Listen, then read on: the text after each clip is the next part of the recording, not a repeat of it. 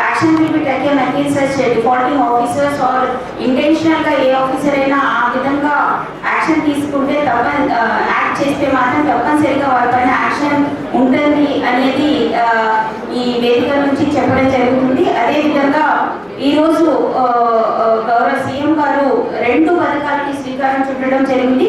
దానిలో భాగంగానే already electricity SC గారు గృహజ్యోతి గురించి చెప్పడం జరిగింది. గృహజ్యోతి ప్రిలిమినరీగా లెస్ దెన్ 200 యూనిట్స్ ఏవైతే హౌస్ హోల్డ్స్ కిరాయా ఇల్లు ఉండనివ్వండి, సొంత ఇల్లు ఉండనివ్వండి, వాళ్ళకి ఫ్రీ 0 బిల్ అనేది వర్తింపు అవుతుంది అనేది చెప్పడం జరిగింది.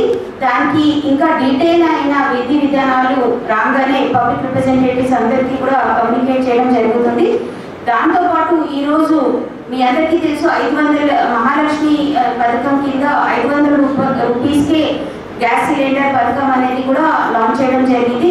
ఈ పథకంలో కూడా కొన్ని విధానాలు మనకి జియో నంబర్ 2 నిన్న కమ్యూనికేట్ చేయడం జరిగింది.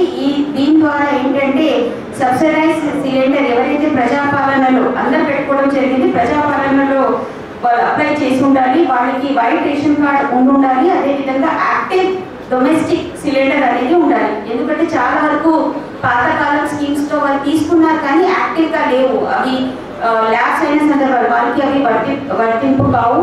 అదేవిధంగా ఎన్ని సిలిండర్స్కి ఇది వర్తింపు అవుతుందంటే 3 సంవత్సరాలు వాళ్ళు వాడిన సిలిండర్ యావరేజ్ తీసి అన్ని సిలిండర్స్కి ఈ పథకం అనేది అమలు చేయడం జరుగుతుంది. ముఖ్యంగా పేమెంట్ సబ్సిడైజ్ రేట్ వాళ్ళకి అందించడం జరుగుతుంది.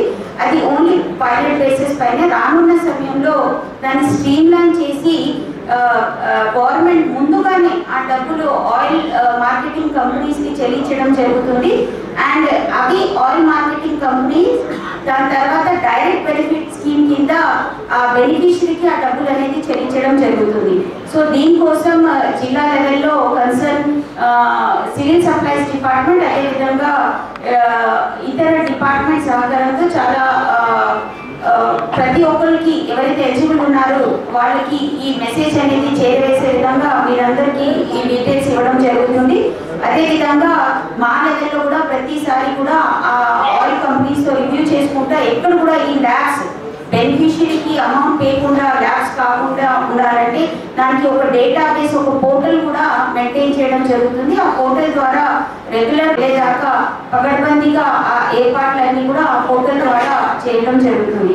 సో ముఖ్యంగా ఈ పథకం ద్వారా చాలా మంది మహిళామూర్తులకి లబ్ధి చేరే విధంగా ఈ స్కీమ్ని లాంచ్ చేయడం జరిగింది.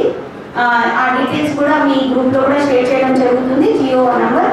సో ఇంకా ఏమైనా దానిపైన డీటెయిల్స్ ఉండాలన్నా కూడా ఎప్పటికప్పుడు మీకు కమ్యూనికేట్ చేయడం జరుగుతుంది. So all the concerns raised by the honourable public representatives are noted down అండి. తప్పనిసరిగా వాటిపైన చర్యలు తీసుకోవడం జరుగుతుంది. జిల్లా అధికారులకి కూడా నా రిక్వెస్ట్ ఏంటంటే కన్సర్న్స్ అనేది ముందుగా చెప్పినట్టు నోట్ డౌన్ చేసుకొని దయచేసి ఫాలోఅప్ చేసి దానికి ఒక పరిష్కారం తీసుకొస్తే ఈ మీటింగ్కి ఒక సార్థకత ఉంటుంది. కాబట్టి దయచేసి ఎవరు కూడా ఇగ్నోర్ చేయకుండా తప్పనిసరిగా వాటిపైన చర్యలు తీసుకోవాల్సిందిగా కోరుతున్నా. నాకు అందరికి కూడా నమస్కరిస్తూ ఈ యొక్క సర్వసభ్య సమావేశంలో చాలా సభ్యులందరూ కూడా చాలా సమస్యలు వారి వారి గ్రామాల్లో మండలాల్లో జరిగినటువంటి సమస్యలు లేవనెత్తడం జరిగింది. మరి వాటికి పరిష్కారం చూపే విధంగా మరి జిల్లా కలెక్టర్ గారు జిల్లా స్థాయి అధికారులు అందరూ ప్రజాప్రతినిధుల సమన్వయంతో మరి ముందుకెళ్ళాలి. ఏదైనా కూడా యాక్షన్ టేకన్ రిపోర్ట్ తప్పకుండా ఉండాలని చెప్పేసి అందరికీ కూడా తెలియజేస్తూ సమస్యను పరిష్కరించే విధంగా అధికారుల ప్రయత్నం ఉండాలి. అదేవిధంగా ఈనాడు చర్చించిన అంశాల్లో ముఖ్యంగా మొట్టమొదటిగా అగ్రికల్చర్ విషయానికి వచ్చినట్లయితే మా సభ్యులందరూ కూడా రైతు బంధును రైతు భరోసా ఈ విధంగా మార్పు పేర్లో మార్పు వచ్చింది తప్ప ఈ రైతు బంధు కానీ రైతు బీమా పథకాలు పూర్తి స్థాయిలో అమలు కావట్లేదని చెప్పేసి సభ్యులు అడగడం జరిగింది. కాబట్టి అదేవిధంగా రుణమాఫీ ఇలాంటి సమస్యలు చాలా ఉన్నాయి. డిసెంబర్ 9కే చేస్తామని అన్నారు. కాబట్టి అవన్నీ కూడా రైతుల పక్షాన మేము మరి ఇప్పుడున్న నూతన ప్రభుత్వానికి స్వాగతం తెలియజేస్తూ మరి వారికి డిమాండ్ చేస్తూ ఉన్నాం. ఈనాడు కూడా 2 పథకాలు కొత్తగా ప్రారంభించడం జరిగింది. ఆ 2 పథకాలను మహిళగా మేము స్వాగతిస్తున్నాం.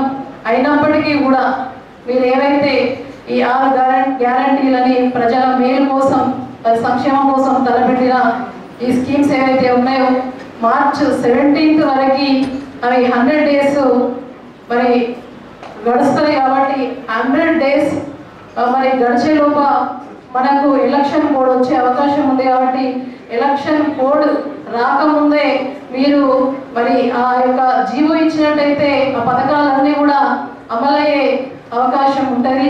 కాబట్టి మార్చ్ 17 బిఫోరే మరి సంక్షేమ పథకాలన్నీ కూడా ఇచ్చిన గ్యారంటీలు హామీలన్నీ కూడా అమలయ్యే విధంగా మరి అధికారులకు గైడ్లైన్స్ ఇచ్చినట్టయితే వాటికి ఎలక్షన్ కోడ్ అనేది అడ్డంకి కాకుండా నిరంతరం ప్రజల సంక్షేమం కోసం ఆ సంక్షేమ పథకాలు మరి లబ్ధి చేకూరితే లబ్ధిదారులకు అని చెప్పేసి తెలియజేస్తూ మరి ఎడ్యుకేషన్ డిపార్ట్మెంట్ పై కలెక్టర్ గారు ప్రత్యేక శ్రద్ధ పెట్టాలని చెప్పేసి జిల్లా స్థాయి అధికారులు వాళ్ళ ద్వారా అక్కడి వరకే ఉంచుకోకుండా మరి జిల్లా కలెక్టర్ గారికి తెలియజేసినట్టయితే మరి పిల్లలు నష్టపోకుండా ఉండే అవకాశం ఉంటుంది. అది చాలా బాధాకరం. అదేవిధంగా అనేక కార్యక్రమాలు టేకప్ చేసింది గత ప్రభుత్వం. అవన్నీ కూడా కొనసాగిస్తూ ఏదైనా అంతిమంగా ప్రజల సంక్షేమ ధ్యేయంగా మరి ప్రజాప్రతినిధుల సమన్వయంతో అధికారులు పనిచేయాలని చెప్పేసి తెలియజేస్తూ జిల్లా ప్రజా పరిషత్ సభ్యులు, ఎమ్మెల్యే గారు, కలెక్టర్ గారు, అధికారులందరి సహకారంతో సర్వసభ్య సమావేశం మరి చూసినట్లుగా శివ గారు ప్రకటిస్తారు. అంతకు ముందు కొత్తగా ఎన్నికైనటువంటి మరి శాసనసభ్యులు, కోరుట్ల శాసన